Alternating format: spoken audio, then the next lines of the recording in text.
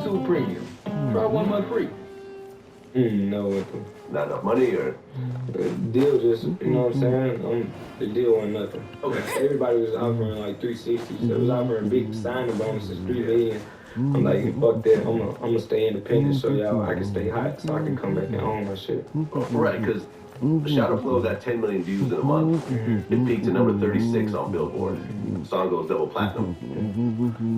23 million views on Spotify.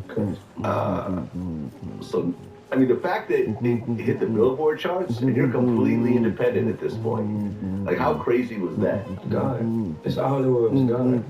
I prayed, man, I prayed 2 years straight, you know what I mean? I used to be down on my ass. I used to deal with a lot, you know what I'm saying? I don't know if y'all ever felt like y'all just been stuck and y'all don't know what life gonna give y'all or what life got to offer, but, you know what I'm saying? I was in a predicament where I had all F's, 1 A, the A was in PE. You know what I'm saying? I was getting suspended. It wasn't because I was dumb, I just wasn't going to school because I kept getting suspended. I get 2 weeks suspension here, a week suspension here. There's no way I could catch up on work. Contemplating dropping out, was constantly getting kicked out the house, or I leave on my own, go sleep on my boy couch. I was going through the hardest time period of my life, you know what I mean? Basketball, I love basketball to death, couldn't see the court. You know what I'm saying? I was one of the best point guards in Memphis, but I couldn't play because my behavior disturbed that. You know what I'm saying? Coaches calling me like, what you doing? What you got going? Like, you went to practice, I'm like with a pistol trying to figure out how I'm gonna make some money because I feel like I'm gonna drop out. I'm gonna tell my mom to pull out. I know I'm gonna need somewhere to live, so I might as well go and start stacking my bread whichever way I can. That's how I was looking at things. And man, within that process, I had faith, man, and just kept praying and trusted God, and He blessed me tremendously. And I can't never say it's me. You know what I'm saying? The position I was in, people don't make it from that just off the simple fact of being depressed. You know what I'm saying? People don't overcome things like that. I say I give all glory to God how that shit happened, because shit exploded. I'm still big now. I'm still going. Not that one hit wonder, still going. Well, I mean, you talked about depression. You feel like this is, I mean, have you been clinically diagnosed as anything, you know, as a bipolar disorder or?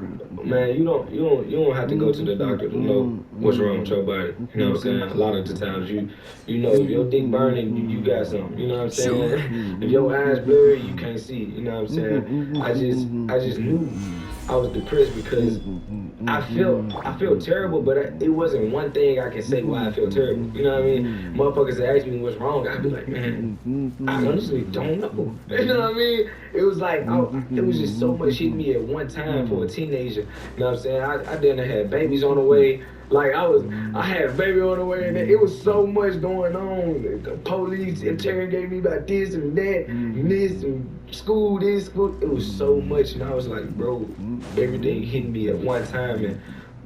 And one thing I learned about the world and life is you hit your lows before you hit your highs. So with life, I just been learning. Every time I feel that way or I feel in that state of mind, I know God's gonna send the biggest blessing towards me, because that's what He did the first time, and He's done it time and time again. So I was dealing with it tough, man, and didn't know how to deal with it. And now I know, you know what I'm saying? Now I know it's just life, you know. Well, after Shadow Flow blows up, Blueface jumps on the remix, and that shit does 330 million views on I think that shit more Spotify. platinum than the original. Yeah, no, way bigger. It's like more than it's like 15 times bigger. Yeah. You know, Cole Bennett did the video. Me personally, I like the original better. Me personally, but clearly the audience It was a momentum thing. It was like he had bust down on the Tatiana joint, and I was coming fire high, and everybody was like. It was funny because when in terms of rappers, you would be like, Blueface is probably not the typical rapper you would pursue to be the best rapper for a song. But I just always been so smart. I knew what the fans would want. It was like, oh, put Lil Baby on the remix. I'm like, yeah. I'm like, it'll do good, but I feel like that with Blueface would go more viral. You know what I'm saying? I feel like Baby would have gave me a better verse, but I feel like me and Blueface is just like, it would have been more viral. We was both flaming hot at the time. Why not? So, and I played my cards right on that situation, and it went bigger than the first one. So yeah, and you know. Shot to Flow sort of became a theme, like a series, not a theme, but a series. Yeah. Because then Shot to Flow 2 came out in February. That got like 20 million views in like 2 months. So really, at this point, now you're really in the game, getting big views on everything. And you're still not signed to a label. Because I remember right around that time I met with United Masters, the president of United Masters, the female president, and she was talking about how you guys are working together and how you're not really signed to labels and how United Masters allows you to keep more of your money and your masters and everything else like that. So you're pretty much at that point just doing everything independently. Yeah, for sure. But I feel like that year, after that thing blows up, after the song blows up, that's when you start getting in the news all the time for all types of shit that you probably don't want to be in the news for. Man, for real. When you 16, you got money, drugs, pussy, all that type of things just thrown at you. It's like you kind of lose focus, and that was like the only. I feel like when I was 17, my whole year when I was 17, and when I was 16 and 17, it's like I lost the original plan with what I made the oath with to my creator. It's like I disturbed from it. Like I got hard from it. I ain't even do drugs before I blew up. I smoked weed, and I smoked weed probably like 5 times before I blew up. And every time I smoked weed, I had a bad high. I ain't fuck with it. I never popped perks because I ain't trust nobody around me with no perks at that age. Because I'm like, how the fuck you getting this shit? I charge a higher rate to meet outside the office. But when I started to blow up, I started getting it from a reliable source or whatnot, so I do drugs and whatnot. And, you know what I'm saying? I just wasn't thinking right no more. You know what I'm saying? I wasn't as pure as my first intentions were set. You know what I'm saying? A lot of things disturbed me from it, which as you should. You know, you're 16. You know, you're young. You got the biggest song in the world. Everybody doing, you know what I'm saying? It's gonna be that way, and it's up for you to learn and just improve on it. Well, yeah, because I started going through the history, and it's just like all of these things start happening right after that. So, for example, on March 30th of 2019, you guys were fighting a show in North Carolina. Whooped the nigga ass. You know, then in June, something happened between you and Quando Rondo, allegedly. Yeah, he claimed he hit you in the face of the bottle. Nah, he ain't hit me. No. He ain't hit me. Okay, he hit somebody. He hit somebody that was with me. But he threw it from like 10 yards away. Okay. And then, I believe, the day after, there was a report that you broke your hand punching a wall. Yeah, I had a fight, and then I took it out on the wall and I took a pack. The next month, you and your girlfriend at the time gets your face tattooed on her, and then you got her name tattooed on the back of your neck. Yeah, was it? Yeah, I got a couple now. Yeah. Okay. My baby mother came. Shout out to her. She a real one. We on great times. Okay. In retrospect, do you think that getting tattoos of each other's names and faces at 16 was the best move, or was it just we're young and we're just emotional? Just young and doing it. It's not something where I regret, because at the end of the day, you're young, and I feel like the best part about being young and dumb, to a sense, is learning. Because you can be young and dumb, but now I'm more so young and smart. You know what I mean? I'm a person where like I learn from everything. I've always been hard-headed, so like motherfucker tell me not to do this, I always did it. But once I did it, I realized, okay, that fight hot. I don't want to fuck with that fight no more. So just learning every situation, and now I'm the most mature version of myself at 19. This nigga's 30, 40, and I ain't even where I'm at in the headspace. So. But with the tattoos, when you look at some of your earlier pictures, you don't have any tattoos. No, I ain't. And then now basically your whole body is tatted, right? Mm-hmm. Like I know your whole chest and your whole back. Yeah. One of your legs is tatted, your hands. So did all those tattoos sort of come all at once? It came like, you could pretty much say it came all at once because it came so quick, but it was just coming at different times. Like everything, tattoos was therapeutic for me. I just used to smoke weed and vibe out while the ink was hitting me. And just used to put different things that was inspiration to me. Like, you know what I'm saying? I got Ola across the knuckles. That was first shit. That's why I brand myself as Broken Heart, brand myself. Hollywood, the numbers I was seeing. 2 weeks straight before I actually blew up with Shadow Flow. A lot of tattoos I was getting was just like, when you look at them, it's like a book. I can explain every one and let you know what it means to me. You know what I'm saying? So it's therapeutic. Well, in July of that same year, the cops raided your tour bus. Yeah. Did they find anything, or? They raided my tour bus. They actually, I think it was they raided the studio, if I'm not tripping. They raided the studio. I can't remember anything about the tour bus. Unless I forgot, but they raided the studio before they found like 13 guns and weed pills and all that stuff. Yeah. Okay. Did that all get worked out ultimately? Yeah, I think it did. I ain't never went back to it. On nothing in mind, but I never went to court or nothing about it. We was in Mississippi, so they law is way different. Like guns is like different, and there was too many people to say who guns was who. I just feel like they kind of just took it. Yeah, everyone got a gun in Mississippi. Yeah. And then later that year, you put out Capo. Yeah. 160 million streams on Spotify. Crazy. One of my favorite songs to perform. One of your biggest songs. Wait, is that year? Hold on a second. When you look at Spotify. I think Walking Down the biggest. But Capo for sure is like one of the ones. Walking Down, yeah. So that's the big thing. We'll get to that. You know, that year you also put out Bird Boy, put out Block is Hot, ATL Jacob, which I guess is a tribute to Lil Wayne. Yep, Black is Hot. Yep. And you also put out Free Young Boy. That music video got like 19 million views on Spotify. It's on YouTube, 30 million on Spotify.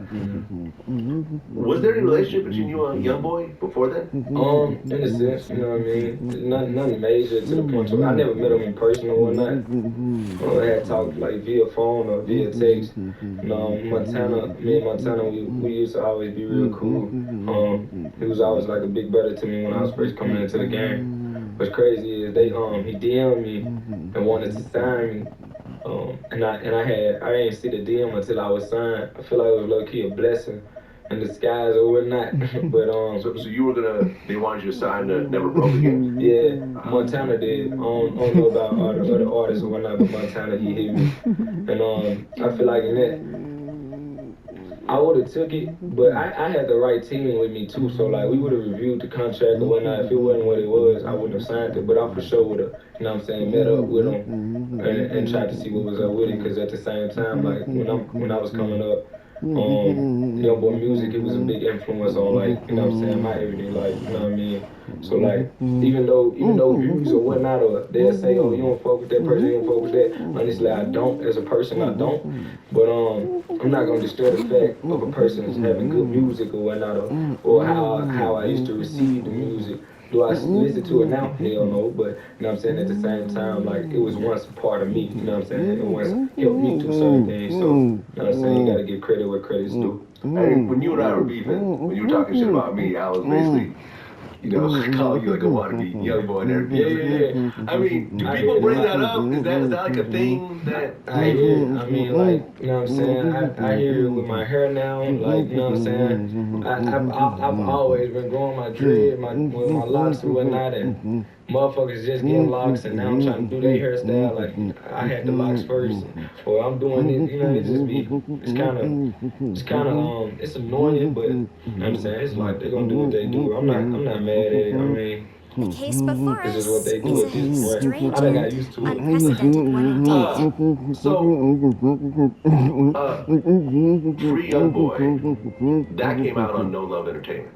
Is that the first song on your own label? No. Camelot was the first one. It was like with Warner and a partnership with it always was like my label. It was everything I did was like a partnership, but it would just be between the two. So it'd be United Masters X No Love NT, or Warner Records X No Love. Okay. So when did the Warner deal come together? Warner deal came. The first single we dropped was It was Camelot. So before Camelot, you signed to Warner. So you went all this way with all this I'll success remind you again. with The nobody. law can be both a help You know, and a United Masters is really hindrance. more of just a support. I look at it as not as a real label, more just like a support system. Why sign to a major label at that point? So boom, it's simple. When I was with Steve Stout at United Masters, I took everybody was offering me $3 million, but I wasn't on my music. I wasn't having any creative control. So I was like, you know what? I don't want that. I'd rather take a pay cut. I'd take $250K, which is what I took. I signed. I got a $150,000 bonus or $100,000 bonus. Pocketed that, put that in a bank. I saved it. Only spent money on like a Sprinter. But when I signed, I never signed. I signed physically, and then as a juvenile, you're supposed to go to court and sign as well. I was stalling out going to court because I didn't know if it was final with me. But they had already given me money and whatnot and everything. And through the process of that, I feel like Steve Stout, he kind of low-key don't fuck with me for it. But I feel like at the end of the day, it's business, you know what I'm saying? It would be business just like on his end, it was business on my end, but at the same time, you can't really say like I was wrong because if you sign something, you ain't took it to court, yeah, I'm not gonna give you your bread until you sign in court. But long story short, I signed, but I didn't really sign in court, and I stayed hot for like 6 to 7 months, and I technically wasn't signed to a label, I was technically still independent, and labels were still calling. Every day, calling every single day, trying to get a deal. Worked out, and we worked out a deal with Warner. It was like, throughout the deal, I'm gonna make $8 million. I'm gonna get my own label. I'm gonna own my masters, and I'm gonna have creative control.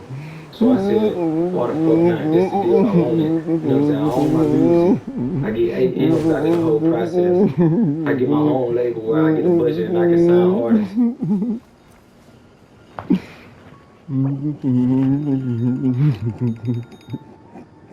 And I get creative control. I can wake up today and say, I want to drop right now.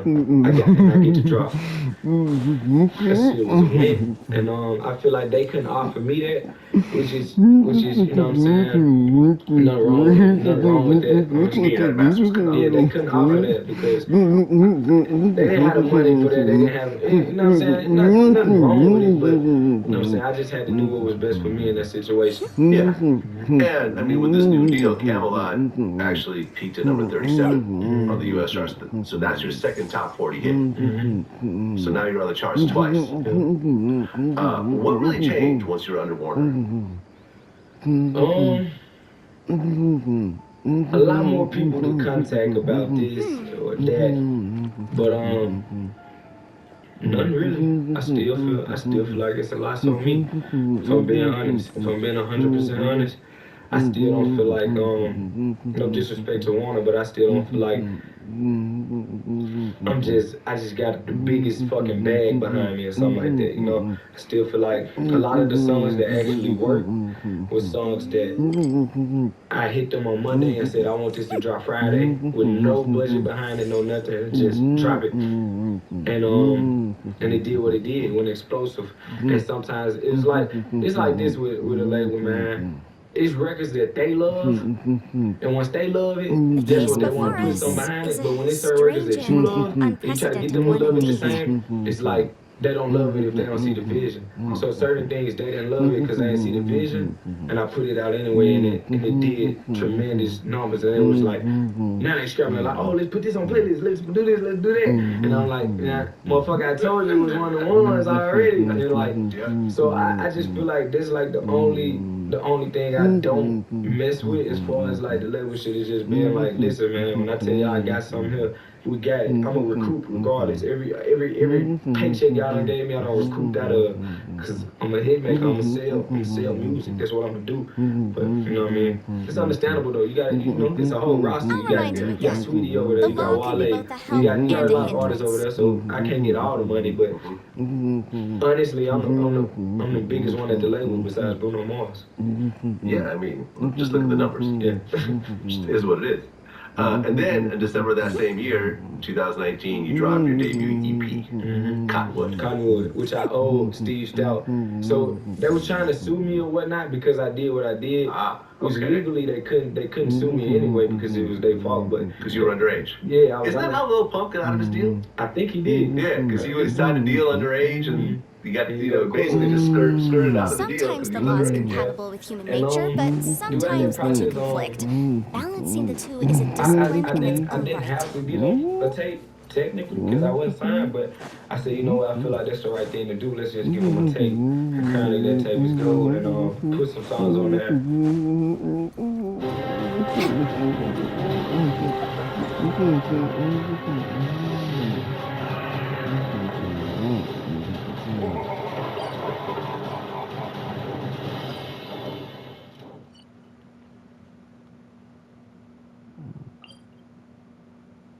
Put and a lot of the singles are gold on there now, and yeah, and that was one of the hardest time periods of my life because like my Instagram just somehow got fucking banned. It was just it's just true. And I got Boosie on here all the time. He's on his 84th Instagram page, I think. Like, he just launched a new one last night. He hit me like, yo, tell yeah. Meek Mill actually showed up on Cottonwood. Yeah. The dope collab. Shout out to Steve Stout, he made that happen. Oh, he made that happen? Okay. Like within there's one thing about me that you gonna take away from me. No matter what I've been through with a person or what happened, I never not give credit. That man Steve Stout put me in some great rooms. He put me around great people. I met J. Cole. I got to shake LeBron hand. I saw KD. All this at 16. I'm seeing all this shit at 16.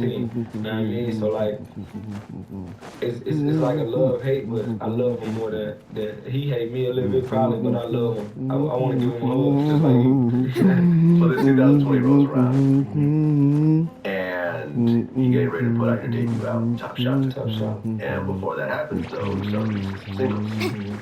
Walk 'em Down, Lil Roddy Ricch, which is actually my favorite song. Like, that's the song that I think I listen to the most. That's my favorite one. There you go. Okay, mine's think like 390 million views on Spotify. That's crazy. I'm not counting the Apple streaming numbers. I'm not even looking at YouTube right now. I'm looking at almost 500 million views on just Spotify. And I feel like what a lot of people don't understand, there was in 2 years in. I'm only 3 years in. And I think what's dope about that record is that usually when you get Roddy Ricch, you got, people try to get him to do the hook. But you actually did that hook yourself. Yeah. And you just had Roddy just do a verse. What's crazy, I invited him to the studio this was like 2-3 months before he released the box. For that whole antisocial album. And so like it was like at the time period we was both like at least on the same level. But I was really bigger than him at the time because I feel like I was flaming hot. I feel like momentum what makes you bigger than a person. He had way more records than me, for sure. They went gold or platinum. But at that time I just had the momentum. Everybody was fucking with me. And he pulled up the same night. It was crazy. I recorded it right in front of him. And he was telling me he didn't want to record that night. He was like, when he first came in, he was like, nah, I ain't gonna record. I like to feel niggas out and vibe with them and see if they're a real nigga before I record with them. I was like, you know what, this good. I'm the same way. I'm like shit, I ain't knocking you about that. I mean, I ain't tripping. I said, shit, we just sit here and talk about whatever, you know what I mean? This shit a blessing to have you in the presence anyway. So I recorded the song, and I remember I get to the second hook, and I finished the hook, walk 'em down, and I'm like, damn. I'm like, I don't even want to do a second verse because I feel like I'm going to fuck it up. I feel like this song too good, I don't want to fuck it up. So I said, shit, why not? I'm going to go and ask him one more time. I looked at him, I said, bro, I said, I ain't going to lie to you. I said, I don't want to fuck this song, girl. But I do feel like I can use your verse on this bitch, That nigga said, he looked at me, he said, you know what, I'm gonna go and fuck with him, see what I can do. And I watched this nigga record, and I was like, yo, I'm listening to him record. I've never seen a nigga record like how he recorded. I'm like, yo, this shit crazy, and he finished it, and the shit was a fucking hit. And that's what's the song, I sent it to the label group chat, and I feel like that's the song they love the most out of anything. Them motherfuckers put a buku bag behind it, made it right back, you know what I mean? So like, That's what I'm talking about. Like, if they love something, they gonna love it. They gonna put it behind it. Camelot, they loved it. That shit like my second most streamed song to date, I believe, behind Walk 'Em Down. So, no. Well, Walk 'Em Down comes out, it goes crazy. So you're really like riding high, but then right around March, like March 15th of 2020, that's when, in terms of my radar, where I started to become concerned. Because you tweeted that you're gonna take your own life on the last day of 2020. I was dead serious. You were serious? I was dead serious. A lot of people like, oh, he playing. I was dead serious. How could you be going through that much success and happiness, being able to help your family and, you know, all these fans and really doing what you love, being good at it and getting the recognition and the rewards of it and saying, okay, in 6.5, 8.5 months, I'm gonna kill myself. Man, I'm gonna put it just like this, and it's as simple as it get.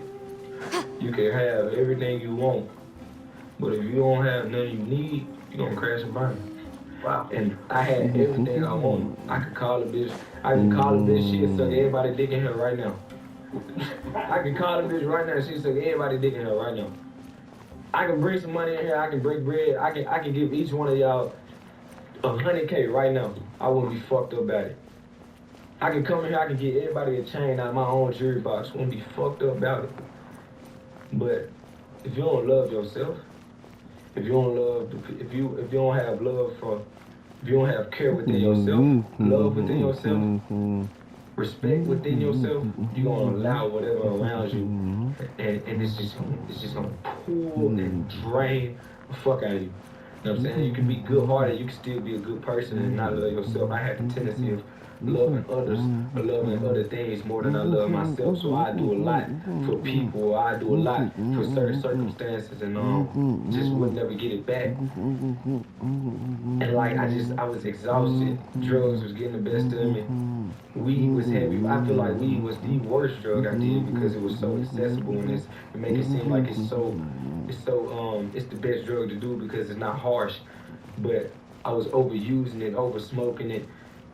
It's just a lot going on, bro, and I just made it up in my mind. I'm like, man, I don't want to be here. You know what I'm saying? And I feel like once you get to a point where you feel like you off yourself, you dangerous, man, because you don't give a fuck about nothing. If that's the case, and I knew I needed help, and I remember being in a circle penthouse downtown LA, down on my ass, bro. I was in my lows, bro. Like it don't get no lower than that. It don't get no lower to be able to tweet some shit like that. It don't get no lower as that, bro. And to really stand on it, want to stand on it, it don't get no lower. You know what I'm saying?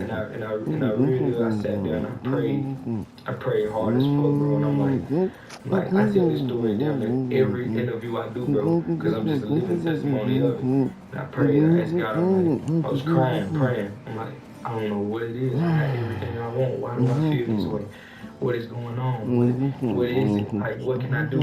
I'm praying, I'm like, Heavenly Father, when I wake up, please show me something that can relieve what I got going on, because this weed ain't working, this money ain't working, this temporary feelings for sex ain't working, none is taking away how I feel internally. I said, what is going to help me? And I promise you, the next day, the next day, right after I prayed, God came to me and I knew it was God because he come to you as you. And it was just the deepest thought in my mind, and I got the chills, and I knew it wasn't my conscience, it was a fucking being. You know what I mean? And he said to me, he came to me, asked me, I swear to God, this is exactly what my brain said. He said, my nigga, you remember that prayer you told me before you blew up? And it was like, you remember the prayer you said that you want to get into this industry, this negative ass industry, to be able to make a positive outlook and change it for the better. You want to get in this entity of negative. You want to get into this entity of the devil. And you want to and do all these things. And remember you told me that you wanted to make a light out of it, and I wasn't shining that light. What was I doing positive? You just listed a whole list of shit of me just bullshit. And that's why I said when I was 16 and 17, I lost touch of God. I lost touch with God. I wasn't praying every night. I wasn't being grateful.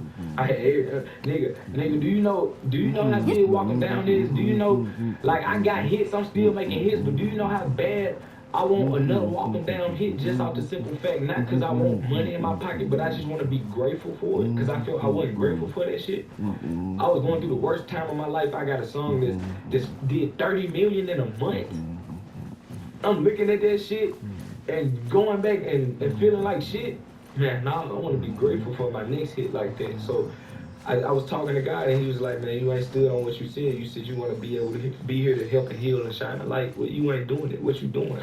You ain't doing it. And the next morning, I made an oath. I said, you know what? I'm gonna get back on my shit. And I promise you, I found meditation the next morning. And that shit, meditation stopped me from smoking. Meditation stopped me from hanging around niggas that ain't had shit going. Meditation changed my whole diet. I became a vegan. This was all in the week, bro. I was like, bro, it's God. You know what I'm saying? And I found out what balancement really was. See, prayer is you talking to God and asking God something. Well, meditation is him giving you the answer. And that's what I realized. Ever since then, I've been straight since, bro. Right, because was it in June that you had your first child? That was another thing. I had a child on the way, and I felt like God give you what you need instead of what you want. I said, man, if I got a son on the way, I ain't gonna you still be gunning, you still hang around other niggas, because at the same time, you got it in your heart. My son not gonna be a bitch. I want my son to be gangster like his daddy, or tough like his daddy, and like. You say you got a daughter, it's like, oh shit. Like, I can't have 100 niggas around my daughter. Niggas weird. Niggas really be pedophiles out here. You're not gonna be around my daughter. I can't be smoking around my daughter. I don't want. You know what I'm saying? It's a lot of things you got to change when you have a little girl on the way. And that was one of them things that sparked it. Meditation just carried me all the way through it. Is a strange and unprecedented one indeed. I knew I wasn't gonna kill myself because I had already worked my battles out with myself and I felt great. But I was so scared to face that day because I just felt like I had spoke some shit up to where like something would have happened to my ass. Like, you know, that type of energy can consume. No matter if it's not coming from you, something could have just happened. You know what I'm saying? Yeah, what? Didn't you apologize for actually putting it out there? Saying, I'm sorry for saying I'm going to kill myself. I was more so sorry to myself. I'll remind you again. Like, the law can be both a help and a hindrance. During that apology, I was apologizing to everybody, but now that I look at it, the apology really was more so meant for me. You know what I'm saying? I don't never need to disrespect myself like that. You know what I mean? Well, the thing with your baby mother, there was an incident that happened at her house. You said that's how you caught your second felony. It was like, I think it was my third, I believe, one night. Yeah. Okay. And it was a shooting? It was...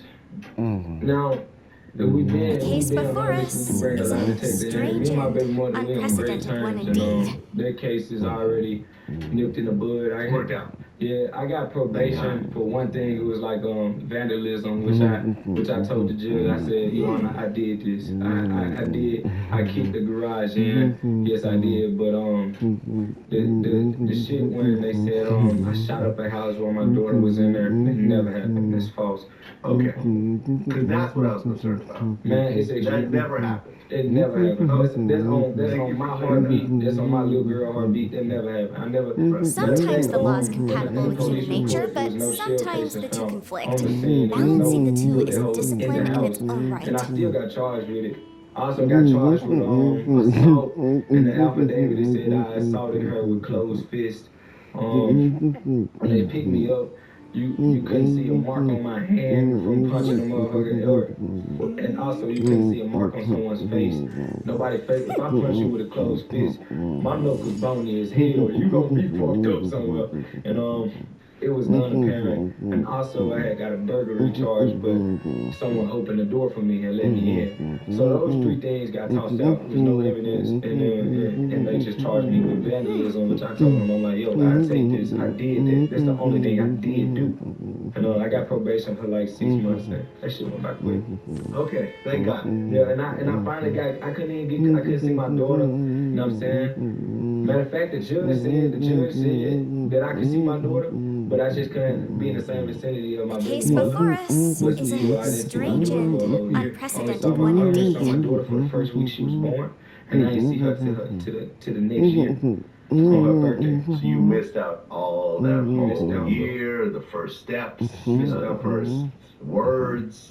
Missed out. You didn't get to change your diapers. Missed out, not one. It's all fucked up. I changed it one time and I forgot. When I got with her, I didn't even remember how to change one. Right. Like it was the hardest part, one of the hardest parts of my life. But within the process, so you know what, God don't do things so we can do it for Him. So within the process, I was just working on myself. Every day I was becoming a better version of me. Accepting my wrongs as well. Always knowing that I'm not an angel. I know I did wrongs too. And just accepting it and being a human being and just learning from your mistakes and moving accordingly. Well, you got Sometimes the law is compatible with human nature, but sometimes the two conflict. Balancing the two is a discipline in its own right. That's what's up. Well, you kept dropping music. Shadow Flow 5 came out. Narrow Road came out with Lil Baby. I told everybody at the video shoot, I'm like, he passed me the torch this shoot. I'm like, he passed me the torch because that's when he was coming off my turn. He had the biggest, I think that's his biggest album to date. Yeah. It feel like everything always went in synchronicity. Like, I always complained about features I didn't get. I used to tell my label, I used to be like, man, y'all ain't helping me with this feature, but a lot of shit of the features that came naturally, like Roddy Ricch. 2 months later, he released The Box. He was the biggest The case motherfucker before in us the world. is a And strange he kept his and word and unprecedented one video and indeed. released that. Then Narrow Road, I was chasing Lil, man, you can ask Lil Baby, I was chasing that nigga 2 years straight to get that shit shot. That nigga, that's a busy nigga, man. Lil Baby, man, he was busy as hell, so it was hard to get him. Audio did 12 ends in a month. And I followed back up with the video like a month or 3 later. Yeah, that did 30 million Yeah. for the video. Did help. Then August 7th, the Top Shot album got released. Beautiful. It's gold to this day. Your biggest album at this point. Almost platinum. You got on Double XL freshman list for 2020. And then around that time, that's when you did the whole Awaken Chopper YouTube channel about a healthy lifestyle. Right here, he do it. He runs. That's who does it. Yeah. Okay. You know, and you, along with that, you're saying doctors only meant to keep people sick. I think you were mad at people for eating Travis Scott hamburgers.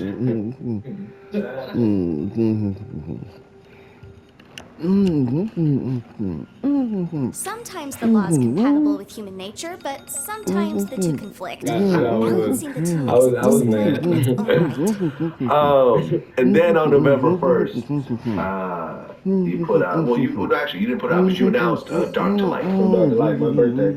There you go. And that's when there's a whole like kind of Zen kind of album cover, kind of like a Japanese anime kind of thing that goes out. And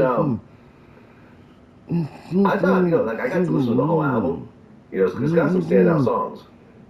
You know, Moonlight with Big Sean, I thought was really dope. That did 30 million on Spotify. Picture of Raven, thought was dope. So this album comes out, and when you look at it now, all the songs are over 1 million views, 30 million here, 10 million there, and so forth. But when it came out, it only sold 4,000 copies. Yeah. And people were That was clowning. That was clowning. And I felt it made me feel The case like before that. us But is a the strange label and was telling me, it was like, unprecedented one indeed. you want to release it on your birthday? I was like, yeah, on my birthday. And I always been like, what I'm about to do. This is why I wanted to come out. This is when I wanted to come out. This is why I got to do it. So, you know, they just was looking out for me. They're like, you know, if you release it, on Wednesday, you're going to lose 4 days of streaming. I did release it on Friday. I released it like on Wednesday or something. So like I had lost a lot of days of streaming. So how it works is if I release it on Tuesday or Wednesday, Tuesday, Wednesday, Thursday, Friday, I only have 4 days of streaming. Even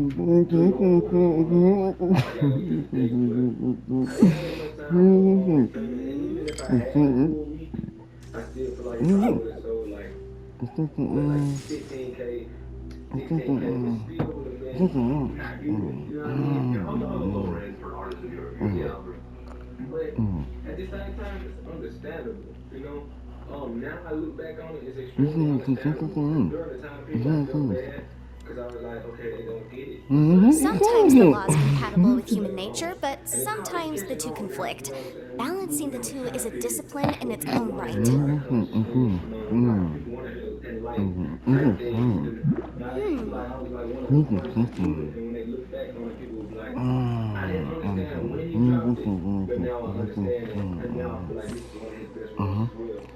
Yeah, I know, for sure. I thought you could tell the difference between the first album and this one. Look at this one. Every song was over 3 streams.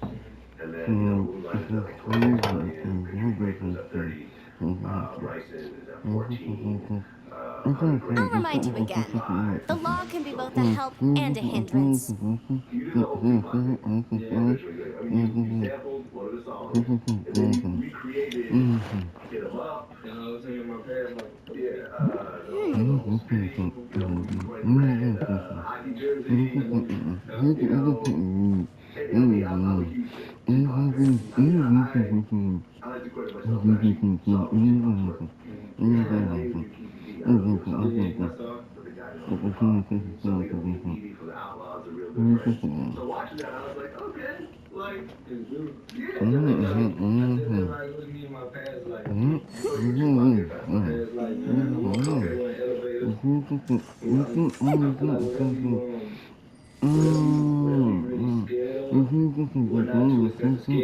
scared of a sense to where you don't want to go out. That's how you went out before your life, before the life you in. I don't want to be killed in a shooting. I don't want to die by a gun. Every time I get in an elevator, I get this crazy type of paranoia. It's really weird. I'm misunderstood. Stand out. A lot of people don't understand me. They don't get it. You know what I'm saying? I speak about controversial things all the time in my own way. You know what I'm saying? Also, I know when my life is bad. The case before us is a strange and unprecedented one indeed. I know myself, man. And I always get this insane, uncomfortable type feeling on planes. I love flying, but I fly a lot. So I get uncomfortable on planes, and I know I'm still. So I watch somebody that did like a real. This girl is real on my past lives. Recycle soul. Yeah. I went to New Orleans and I met with what do you call the woman who not a witch doctor, but in New Orleans it's called something.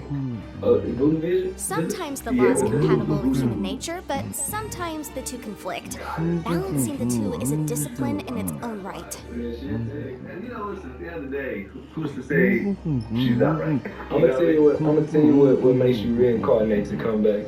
You got a job and a purpose, and once you don't fulfill it, you gotta come back here. I just feel like, honestly, I feel like Earth is hell, so there's no such thing as a hell state or whatnot. I do believe it's a heaven state, but I feel like this is hell. But it's like the trial and the tribulation here to see do you get to that next step in the afterlife and all. I feel like I'm just a recycled soul that came up short sometimes with trying to help and heal because I felt I probably got a little weak to do it.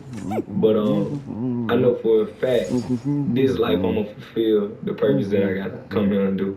Actually, was the Voodoo Queen. Yeah, okay, that's her name. She was actually a white lady. For real? Who was trained in 80. For real? Yeah, it's kind of crazy. But listen, man, at the end of the day, yeah, you go down to New Orleans. 2021. You got arrested for burglary, drug, and weapon charges. Yeah. Is that the baby mama thing, or is there something No, different? that's another charge. Okay. Can you talk about that? That case open, so it's Okay, still so open. let's just not talk about it. Yeah. If it's open, we're not going to talk about it.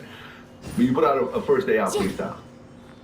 Yeah. On the spot of got him beatbox. That shit went crazy.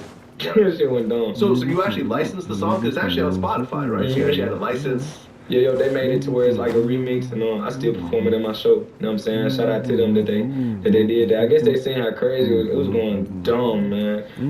They was like, yo, let's put it on our platform, send me the session. I'm gonna put your verse at the beginning and spot him. He did like 6 of them. They did one with the baby, Polo G, and all that stuff. And they had a good little run with that. It was actually smart, real smart marketing. Pooh Shiesty was on one. So they had like 5. Huh? I said free Pooh Yeah, Shiesty. yeah, from the same city. Yep. We made a song before the world even knew who we was. We made a song. We used to play games, video games, GTA, be on the game all night. Yeah, but he's a dope artist. I hope he gets out early. So, Well, but then in May of 2021, I guess you and your crew got into it with some guys at the beach. yeah. Santa Monica, actually, out here. Yeah, Santa Monica. Anything happened with that, or Nah. Nothing happened. just a regular fight? It's a regular fight. Well, I got clowned for getting hit. You know what I'm saying? You got hit? Yeah, I got hit in my face a little bit. I feel like you're supposed to get hit in a fight sometimes. Yeah. But it was clown that I got punched. Okay, well, what was the fight over? Man, I was simply walking, being a human being, and he asked for a picture. I ain't even hear him. Asked me for a picture, and when he was riding off on a little scooter, he said, why you acting scared? Why you being a bitch or something? And he pulled off. And then my nigga to my left was like, you heard him? I said, what you say? And he told me. And so I get to walking and I get to running towards him. I'm like, hey yo, I'm like yelling. I'm like, what's that shit you said? And he come back and we meet up face to face and I'm just asking. I'm like, yo, what's up? I'm just asking what he was saying. Like, you know what I'm saying? I'm a human at the end of the day, but bro, you can't be saying stuff like that. People, sometimes, first and foremost, I didn't hear you. You know what I mean? I didn't even hear you ask for a picture. And after that, things just escalated. I ran up on him. He threw a punch, and then we whooped his ass. And that was about it. I mean, we're all humans at the end of the day, but you and I are financial targets. Yeah. You see what I'm saying? Like, everyone in this room, we're all equal, but if a fight happens, you and I are gonna get sued. Yeah. Not everyone else in this room. So, Because we're the ones that can actually, like, you know, we got the bag. Yeah. And we become targets, and we can't act like a regular human because the blame will always be put on us. Did you start to realize that around that time? I never been sued for like I've had plenty of situations. Like, Not yet. yeah, Not yet. You're still very young in this process. I'm trying to work I've on had a bunch of myself. lawsuits. All types of shit. Let me tell you, people sue me for the dumbest shit. Like, you know, it just comes to territory. I'm getting sued for some currently because I jumped in the crowd at my show. See what I'm saying? Yeah. See how-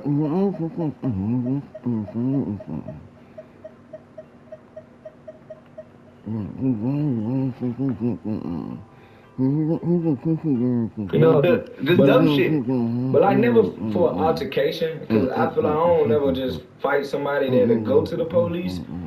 But in the future, I'm trying to learn how to deal and cope with just getting mad and blacking out because I got an extremely bad temper since being young, and I don't. When I get to that point, it's just dead with me, and I just black out. Like I really don't see that. I just see black, and I just shake back from it, and they be like, "Man, you fucked them up, or you did this," and I don't realize because I get there and it's like an adrenaline rush or high, and it's just something just take over, and I just. Hopefully, you can figure this out about yourself before you take a big financial loss. Because at the end of the day,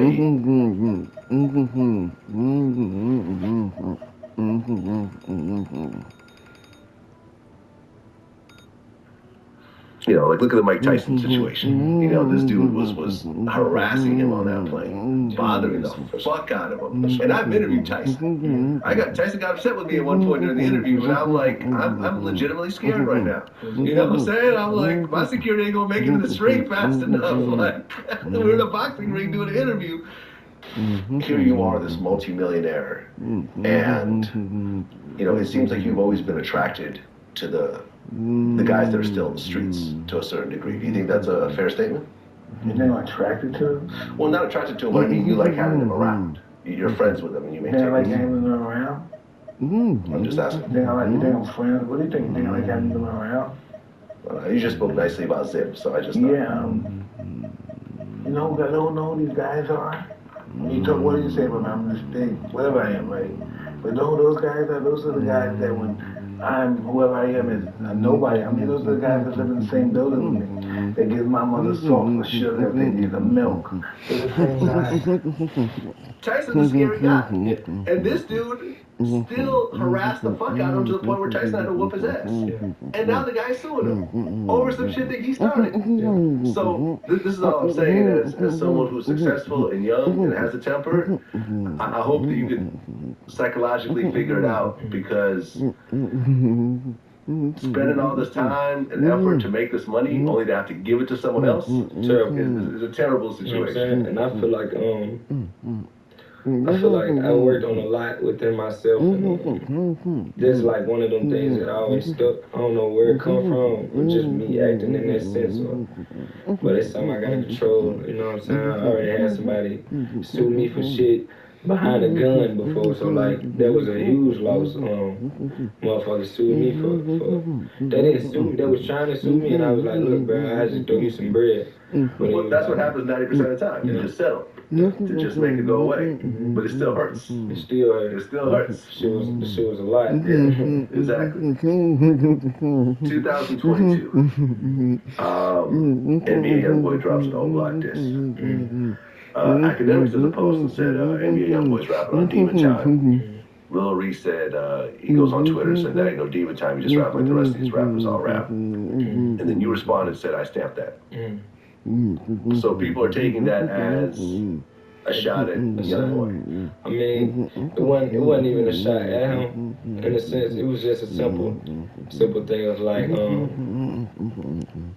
I fuck with Vaughn, you know what I mean? That was like my brother.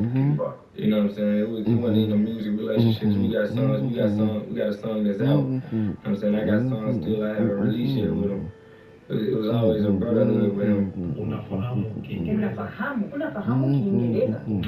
Is it just me, or are we tired of using these apps and you never actually speak the language? Like, I don't care if you're on a 379-day streak, if you can't say hello, how are you, today is a beautiful day, you're not gonna be fluent, which is why I love Filmson, because from day one, you're learning the rhythms of the language.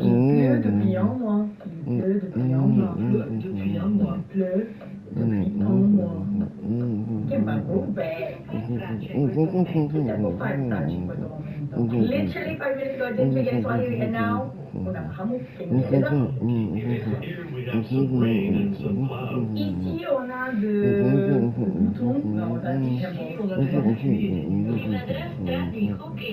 Mi madrastra. Mi madrastra. Baby is test. Unafahamu Kiingereza. And if you want to learn a language, to speak it. There's no other way to do that than to speak it.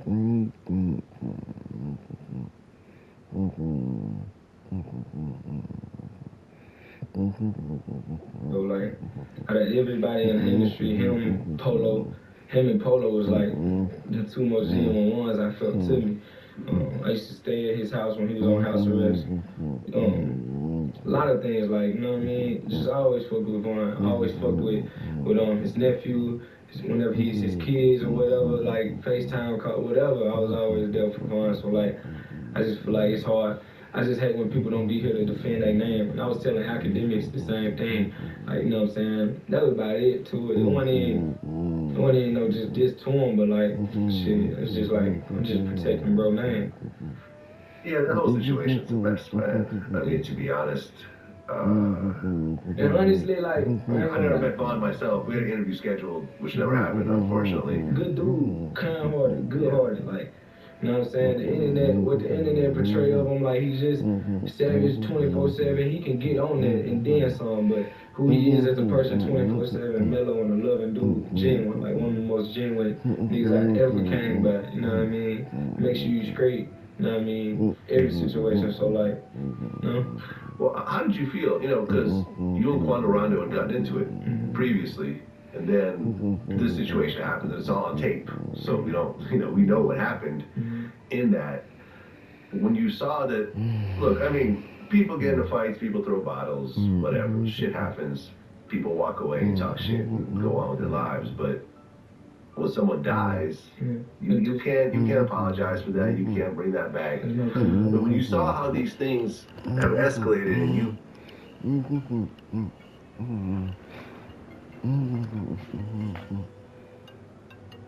and seeing that whole situation unfold on the internet, how bad did it hit you?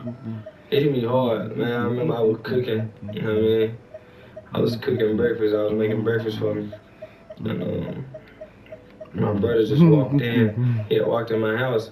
And he was like, he said it, he didn't say it in an exciting way, but he said it in a way of like,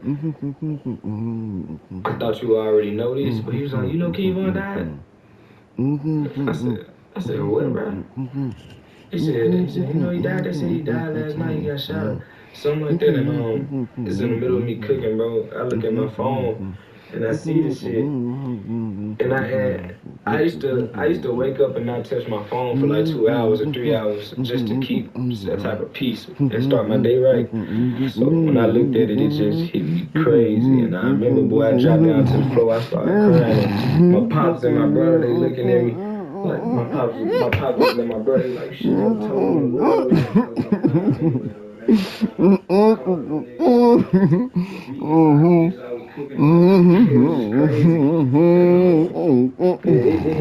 hit hard, man. It hit hard.